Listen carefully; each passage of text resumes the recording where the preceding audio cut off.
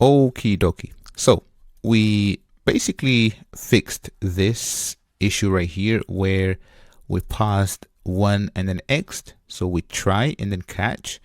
Now let's just take this piece of code in here. So let's just uncomment this.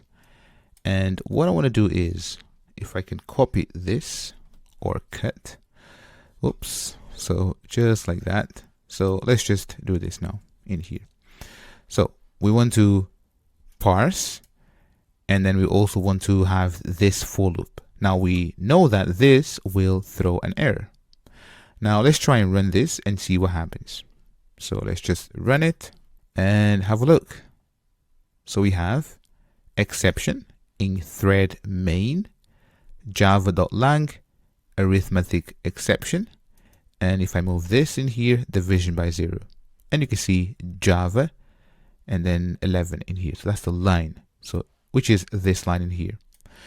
Now hold on. I said we try something. If it fails, then we catch. Now the problem here, it's exiting with code 1. So the reason for it is that we are only catching number format exception. We are only catching number format exception. And if we look carefully in here, so the exception that was thrown was arithmetic exception. But there's nowhere in our code that we are catching that exception. So in here, what we can do is to have yet another catch block. So I can say catch arithmetic and then exception, and then I'm going to call it E as well.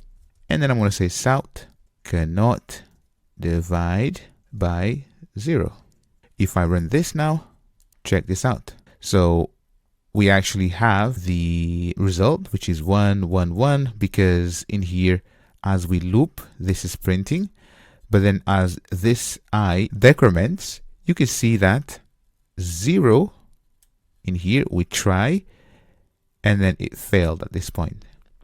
So we are catching this exception in here and not this one, because this wasn't thrown. Have a look. This one wasn't thrown.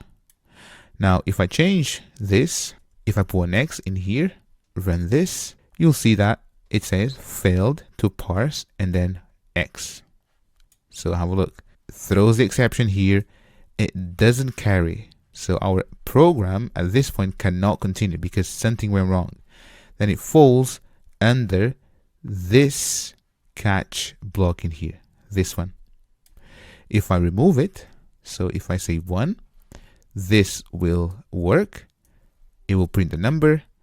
This will kind of work, but when it reaches to 0, it will fail. So here, let's just say south. And if I just say end, for example, in here, so let's just run this. You'll see that cannot divide by 0. It throws the exception here, so something happens, and then this line doesn't get executed, and we end up in this case in here, arithmetic exception. So this is pretty much how you can use multiple catches. You can have as many catch blocks as you want. There is no rule providing that you know the exception that is actually being thrown, providing that you know the exception which is being thrown. But what about if you don't know the exception? So here, let's say that you don't know whether this will be a number format, nor arithmetic, or maybe any other exception. So what do you do instead? Well, let me show you that next.